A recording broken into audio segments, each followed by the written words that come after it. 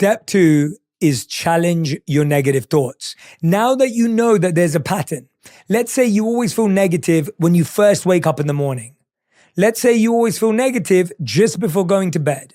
Maybe you feel negative just before you walk through the door of the office. Right? We have certain times in our day when negativity is really loud. Now that we're aware of them, we have to learn to challenge them. Not in the moment, because that time we need to focus on work, focus on sleep, focus on waking up. We need to challenge them when we become aware of the pattern in our spare time. Right now, that's what you're doing. I want you to remember this. Your thoughts are not always accurate. Question them. Your thoughts are not always true. Challenge them. Your thoughts are not always reality. Don't accept them at face value. When doubts appear, don't assume, investigate. When fear whispers, don't bow down. Look closer.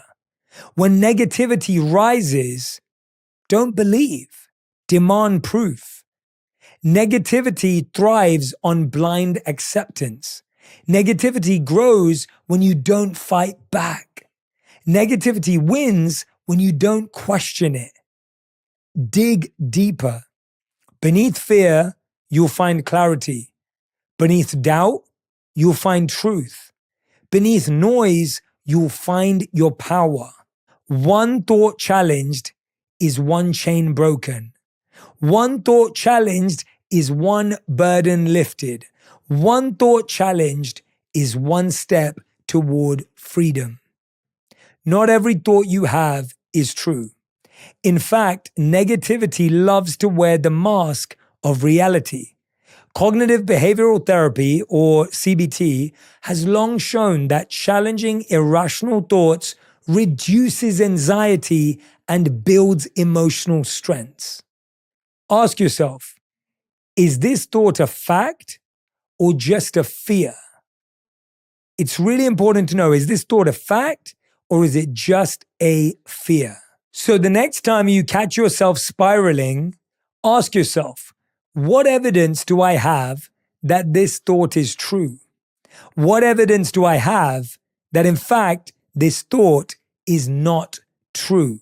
You're almost becoming a lawyer in your own life, learning how to negotiate, learning how to persuade, learning how to build and stand up for an argument. Because guess what? The lawyer in your mind, that critique, is winning every case. But that's because we don't know how to challenge our thought. If you think that lawyer in your head is on your side, you lose every case, you lose every battle. But when you realize that you're not your thoughts, you're allowed to have a defense, you're allowed to have a case, that's when you recognize that you don't need to accept a thought that has no evidence.